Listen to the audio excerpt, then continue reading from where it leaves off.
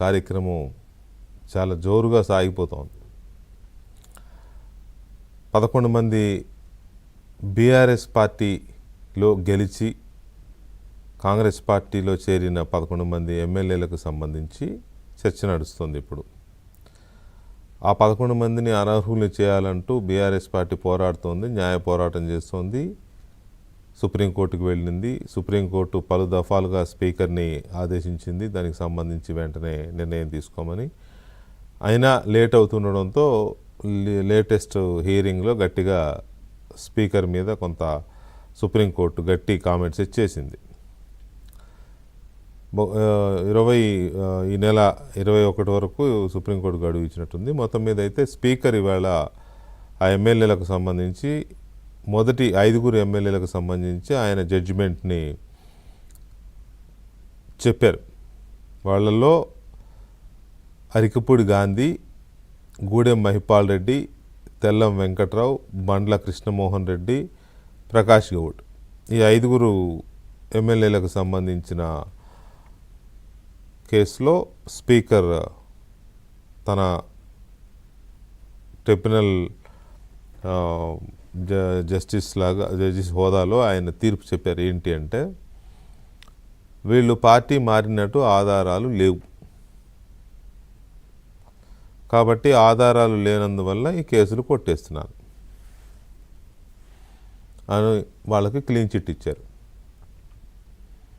అయితే ఇదేమీ అనూహ్యమైన తీర్పు కాదు, ఎవరికీ తెలియని తీర్పు కాదు. ఇది గతంలో స్పీకర్లు చేసిందే ఇప్పుడు ఈయన చేశారు. గతంలో స్పీకర్లు చేసింది ఎలాగైతే వాళ్ళు నిర్ణయాలు తీసుకున్నారో ఇప్పుడు ఈ స్పీకర్ గారు కూడా చేశారు. ఇప్పుడు బీఆర్ఎస్ కానీ బీజేపీ కానీ ఆరోపిస్తున్నట్టు ఇది ముందే ముఖ్యమంత్రి నిర్ణయం తీసుకున్నారు, ముఖ్యమంత్రి నిర్ణయమే కానీ ఇది తీర్పు కాదు, ముఖ్యమంత్రి ఇంట్లో నిర్ణయం జరిగింది, జస్ట్ ఈయన చెప్పాడు అని చెప్పి ఆరోపిస్తున్నారు. ఆ ఆరోపణలో నిజం ఉండొచ్చు, కానీ గతంలో స్పీకర్లు తీసుకున్న నిర్ణయాలు కూడా అప్పటి ముఖ్యమంత్రులు చెబితే చేశారు, అప్పటి ముఖ్యమంత్రుల నిర్ణయాలనే తీర్పు రూపంలో గత స్పీకర్లు చెప్పారు అని ఒప్పుకునే వాళ్ళే ఈ కామెంట్, ఈ ఆరోపణ చేయాల్సిన అవసరం ఉంటుంది, చేసే అర్హత కూడా ఉంటుంది. అప్పుడు ఆరోపించని వాళ్ళకి, అప్పుడు ఆహా బ్రహ్మాండం అన్న వాళ్ళకి ఇప్పుడు ఆరోపించే అర్హత ఉండదు. ఉదాహరణకి బీఆర్ఎస్ ఉంది, అప్పుడు ముఖ్యమంత్రి, అప్పుడు స్పీకరు పార్టీలో చేర్చుకున్నది బీఆర్ఎస్ కాబట్టి బీఆర్ఎస్కి ఇప్పుడు మాట్లాడే అర్హత ఉండదు. ఎందుకంటే ఇంకంతే చేసింది వాళ్లే కదా. దాదాపు 26 మంది ఎమ్మెల్యేలని గోడ దూకిచ్చి నానా బీభత్సం కదా. బీజేపీకి ఉంటుంది, బీజేపీ అప్పుడు ఆరోపించింది, ఇప్పుడు ఆరోపిస్తుంది, అప్పుడు నిలదీసింది, ఇప్పుడు నిలదీస్తుంది. కమ్యూనిస్ట్ పార్టీలకి ఉంటుంది. కాకపోతే కమ్యూనిస్ట్ పార్టీలు ఇప్పుడు ప్రభుత్వంలో మిత్రపక్షంగా ఉన్నాయి కాబట్టి వాళ్ళు ఏమంటారో ఏం మాట్లాడతారో వేచి చూడాలి. ఈ పార్టీకే నిర్ణయం వాళ్ళు స్పందించి ఉండాల్సింది, బట్ మరి ఎందుకో స్పందించలేదు, మిత్రపక్షం కాబట్టి స్పందించలేదేమో తెలియదు. అయితే ఇక్కడ గమనించాల్సిన అంశం ఏంటంటే ఈ 11 మంది ఎమ్మెల్యేలు పార్టీ ఫిరాయించారా లేదా అంటే కాంగ్రెస్ వాళ్ళ దృష్టిలో ఫిరాయించలేదు, బీఆర్ఎస్ వాళ్ళ దృష్టిలో ఫిరాయించారు, బీజేపీ వాళ్ళ దృష్టిలో ఫిరాయించారు, నాలాంటి మీలాంటి ప్రజల దృష్టిలో డెఫినెట్గా ఫిరాయించారు, డెఫినెట్గా గోడ దూకేశారు. కానీ బీఆర్ఎస్కి అర్హత ఉందా మాట్లాడే అర్హత అంటే లేదు, బీఆర్ఎస్కి లేదు. 1 2 ఎన్ని పాపాలు ఎమ్మెల్యేల ఫిరాయింపుల వ్యవహారంలో.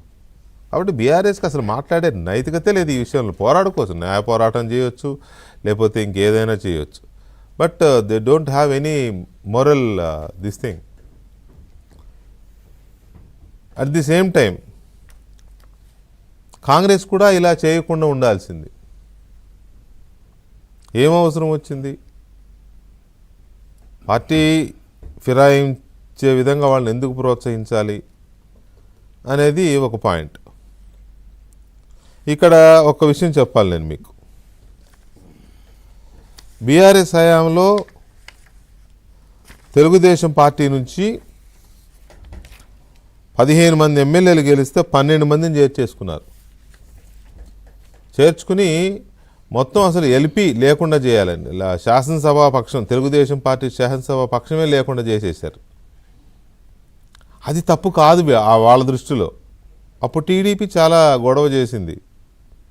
కానీ బీఆర్ఎస్ అప్పుడు ఏదో చెప్పింది, వాళ్ళు అదేని బంగారు తెలంగాణ కోసం వస్తున్నారని. అందుకే వాళ్ళని బీటీ బ్యాచ్ అన్నారు. బీఆర్ఎస్లోకి వెళ్ళిన తర్వాత. వాళ్ళు ఎవరు అంటే ఆ వెళ్ళిన 12 మంది ఎర్రబెల్లి దయాకర్ రావు, ప్రకాష్ గౌడ్, అరికపూడి గాంధీ, మాధవరం కృష్ణారావు అండ్ మాగంటి గోపీనాథ్, కేపీ వివేకానంద, రాజేందర్ రెడ్డి, మంచిరెడ్డి కిషన్ రెడ్డి, తీగల కృష్ణారెడ్డి, చల్ల ధర్మారెడ్డి, తలసాని శ్రీనివాస్ యాదవ్, సాయన్న. వీళ్ళే కాదు, వైసీపీ నుంచి 3 ఎమ్మెల్యేలు, 1 ఎంపీ కూడా అప్పుడు టీఆర్ఎస్లో చేరారు. మదన్ లాల్ వైరా ఎమ్మెల్యే, అప్పుడు మాజీ మదన్ లాల్, పినపాక పాయం వెంకటేశ్వర్లు, అశ్వరావుపేట తాటి వెంకటేశ్వర్లు, ఖమ్మం నుంచి పొంగులేటి శ్రీనివాసరెడ్డి ఎంపీగా గెలిచాడు. అప్పుడు ఆయన కూడా వెళ్ళిపోయాడు. బహుజన్ సమాజ్ పార్టీలో గెలిచిన 2 వాళ్ళు ఆఫ్కోర్స్ బీఎస్పీ కానీ వాళ్ళు ఇండిపెండెంట్ వ్యక్తిగతమైన బలంతో గెలిచారు వాళ్ళు. Indrakaran Reddy and Koneru Konappa BSP party ఏనుగు గుర్తుతో గెలిచారు. వీళ్ళని చేర్చేసుకున్నారు. సిపిఐ నుంచి దేవరకొండ ఎమ్మెల్యే రవీంద్ర నాయక్ను కూడా చేర్చుకుంది. కమ్యూనిస్టు కూడా మార్చేసింది టీఆర్ఎస్. కాంగ్రెస్లో నల్గొండ నుంచి ఎంపీగా గెలిచిన గుత్తా సుఖేందర్ రెడ్డిని, టీడీపీ ఎంపీ చామకూర మల్లారెడ్డిని కూడా చేర్చుకున్నారు ఎంపీలు. కాంగ్రెస్ ఎమ్మెల్యేలను చేర్చుకొని మండలిలో కాంగ్రెస్ పార్టీనే లేకుండా చేశారు. కేఆర్ ఆమోస్, జగదీష్ రెడ్డి, భానుప్రసాద్, రాజలింగం, భూపాల్ రెడ్డి, ఆకుల లలిత, సంతోష్ కుమార్, ప్రభాకర్ రావు, కూచుకుల దామోదర్ రెడ్డి, యాదవ్ రెడ్డి, వెంకట్రావు, రాజేశ్వరరావు. వీళ్ళతో పాటు టీడీపీ ఎమ్మెల్సీలు వెంకటేశ్వర్లు, సలీం. ఇట్లా ఒకటి కాదు, 2018లో కూడా కేసీఆర్ ఫిరాయింపుల అరాచకాన్ని కొనసాగించారు. 88 సీట్లతో గెలిచి బ్రహ్మాండమైన మెజార్టీ వచ్చినా కూడా కాంగ్రెస్ పార్టీలో 19 మంది గెలిస్తే 12 మందిని చేర్చుకున్నారు. ఏంటి అవసరం అప్పుడు తెలియదు. ఆత్రం సక్కు, సుధీర్ రెడ్డి, సబితా ఇంద్రారెడ్డి, పైలట్ రోహిత్ రెడ్డి, బీరం హర్షవర్ధన్ రెడ్డి, చిరుమత్తి లింగయ్య, గండ్ర వెంకటరమణారెడ్డి, రేగ కాంతారావు, హరిప్రియ, కందాల ఉపేందర్ రెడ్డి, వనమ వెంకటేశ్వరరావు, జాజుల సురేందర్. తెలుగుదేశం పార్టీ నుంచి సండ్ర వెంకట వీరయ్య, మెచ్చ నాగేశ్వరరావు. ఇంతమందిని చేర్చుకోవడమే కాకుండా మంత్రి పదవులు కూడా ఇచ్చి, ఏది పార్టీ మారిన ఒక నాయకుడు, ఒక ప్రజాప్రతినిధి, ఆయన ఆరోపణలు ఎదుర్కొంటూ ఉంటే, స్పీకర్ దగ్గర కేసు పెండింగ్లో ఉంటే అలాంటి వాళ్ళకు మంత్రి పదవులు ఇచ్చారు. ఉదాహరణకి శ్రీనివాస్ యాదవ్ గారు ఇచ్చారు. ఇప్పుడు కాంగ్రెస్ పార్టీ వాళ్ళు ఆయనని మన అరికపూడి గాంధీని చేర్చుకొని public accounts committee chairman post ఇచ్చారు. మీరు ఎట్లా పిఎస్సి చైర్మన్కి ఇస్తారు, మా దగ్గర నుంచి చేర్చుకున్నోడిని అని వీళ్ళు అడుగుతారు. మరి ఆ రోజు మీరు ఎలా ఇచ్చారు అంటే సమాధానం ఉండదు. అది ఏంటంటే బంగారు తెలంగాణ కోసం వాళ్ళు వచ్చారు. మరి వీళ్ళు దేనికోసం వెళ్ళారు? వీళ్ళు ఏమైనా బీహార్ కోసం వెళ్ళారా, లేకపోతే ఇంకేదైనా బంగ్లాదేశ్ కోసం పోయారా? వీళ్ళు తెలంగాణలోనే ఉన్నారు.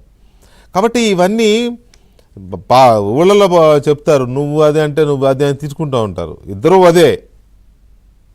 అదే కానీ నువ్వంటే నువ్వని తిట్టుకుంటూ ఉంటారు. ఆ పదం నేను వాడలేను, సారీ, క్షమించాలి. ఏదన్నా మాట్లాడితే బీజేపీకి అర్హత ఉంటుంది, లేకపోతే కమ్యూనిస్టులకు అర్హత ఉంటుంది. వీళ్ళకి ఏం అర్హత ఉంది? ఎందుకు పార్టీ మారిన వాళ్ళకి క్లీన్ చిట్ ఇచ్చారు స్పీకర్ గారు అని అంటే అది వారి విచక్షణ అధికారం. రాజ్యాంగం వాళ్లకు కల్పించిన విచక్షణ అధికారం. అట్ ది సేమ్ టైం రాజ్యాంగంలోని ఆర్టికల్ని ధిక్కరించిన వారిపైన స్పీకర్ గారు చర్య తీసుకోలేదు. అది కూడా మరి రాజ్యాంగ పరమైన ఉల్లంఘన. సో ఇలాంటి వ్యవహారాలను అయితే ఇక్కడ 2 విషయాలు మాత్రం చెప్పి నేను డిబేట్లోకి వెళ్తాను. అవి ఏంటి అంటే,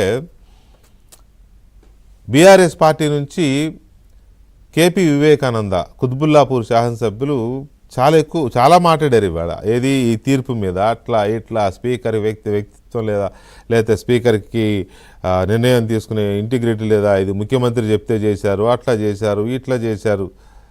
ఇంకా నయం స్పీకర్ గారు కాంగ్రెస్ పార్టీ వాళ్ళు ఎవరైనా దళిత స్పీకర్కి ఇంటిగ్రిటీ లేదా దళిత స్పీకర్ నిర్ణయాలు తీసుకునే శక్తి లేదా, కావాలని మీరు ఇట్లా అంటున్నారా అని అనలే. ఇంకా అది అంటే ఇంకా వీళ్ళు డిఫెన్స్లో పడాల్సి వస్తుంది. సరే, ఎనీవే, పైగా ముఖ్యమంత్రిని సవాల్ చేస్తున్నా, ముఖ్యమంత్రి దమ్ముంటే వాళ్ళ 11 మందిని తీసేసి వాళ్ళతో ఉప ఎన్నిక పెట్టి గెలువు అని అంటున్నారు వివేకానంద బ్రదర్. 2016లో మీరేంటి, 2014లో ఏ పార్టీ నుంచి గెలిచారు, 2016లో మీరు ఏ పార్టీలోకి దూకారు? ఈ ఈ యాంటీ డిఫెక్షన్ గురించి మాట్లాడే రైట్ మీకు ఎక్కడి నుంచి వస్తుంది?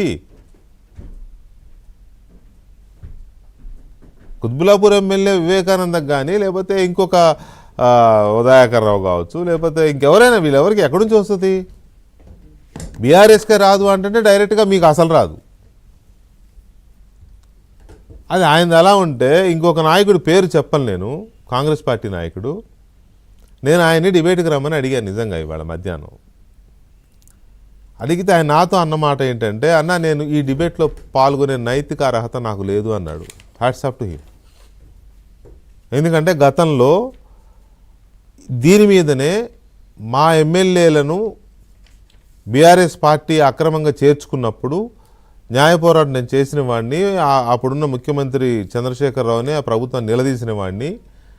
అప్పుడు అంత నిలదీసి నేను ఇప్పుడు మాట్లాడలేను, దయచేసి ఏమనుకోవద్దు, నేను రాలేను అన్నాడు. That's the spirit. కొంచెం సిగ్గు, ఆ శరము ఉండాలి రాజకీయాల్లో ఉన్న వాళ్ళకి. ఏ ఎండకా గొడుగు పట్టకూడదు.